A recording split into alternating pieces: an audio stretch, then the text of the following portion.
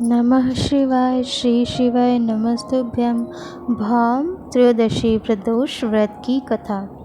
सूत जी बोले, अब मैं मंगल त्रयोदशी व्रत की कथा का वर्णन करता हूँ। मंगलवार का दिन व्याधियों का नाशक है। इस व्रत में एक समय व्रती को गेहूँ और गुड़ का भोग करना चाहिए। देव प्रतिमा पर लाल रंग का फूल चढ़ाना और स्वयं लाल वस्त्र धारण करना चाहिए। इस व्रत के करने से मनुष्य सभी पापों व रोगों से मुक्त हो जाता है। इसमें किसी प्रकार का संशय नहीं। अब मैं आपको उस बुढ़िया की कथा सुनाता हूँ जिसने यह व्रत किया व मोक्ष की प्राप्ति की। अत्यंत प्राचीन काल की घटना है। एक नगर में एक बुढ़िया रहती थी। उसके मंगलिया नाम का एक पुत्र था। वृद्धा को हनुमान जी पर बड़ी श्रद्धा थी। वह प्रत्येक मंगलवार को हनुमान जी का व्रत रख कर यथाविधि उनका भोग लगाती थी। इसके अलावा मंगलवार को ना तो वह घर लीपती थी और ना ही मिट्टी खोदती थी।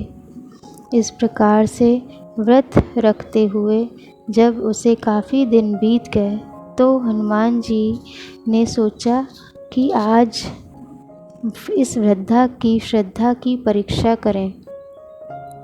वे साधु का वेश बनाकर उसके द्वार पर जा पहुँचे और पुकारा, है कोई हनुमान भक्त जो मेरी इच्छा पूरी करे। वृद्धा ने यह पुकार सुनी तो बाहर आई और पूछा, महाराज क्या आज्ञा है।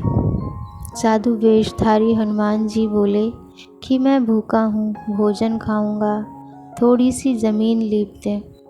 वृद्धा बड़ी दुविधा में पड़ गई। अंत में हाथ जोड़कर प्रार्थना करने लगी, हे महाराज, लीपने व मट्टी खोदने के अतिरिक्त जो काम आप कहें मैं वह अवश्य करूँगी।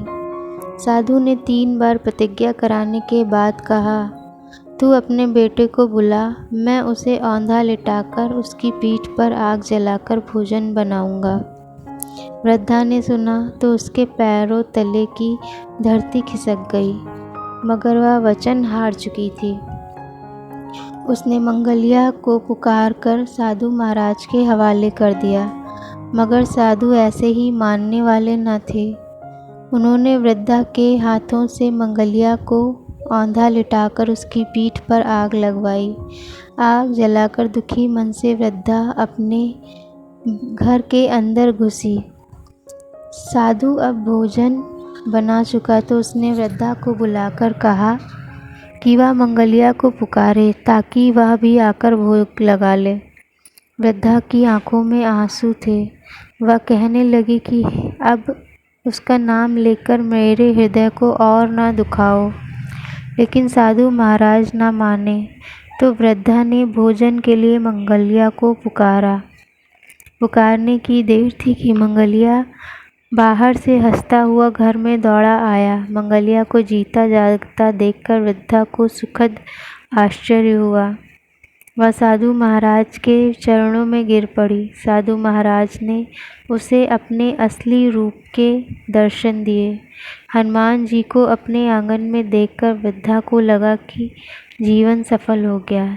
सूत जी बोले कि हे ऋषियों, अब मैं बुद्ध त्रयोदशी व्रत की कथा सुनाता हूँ। नमः शिवाय नमः शिवाय नमः शिवाय नमः शिवाय।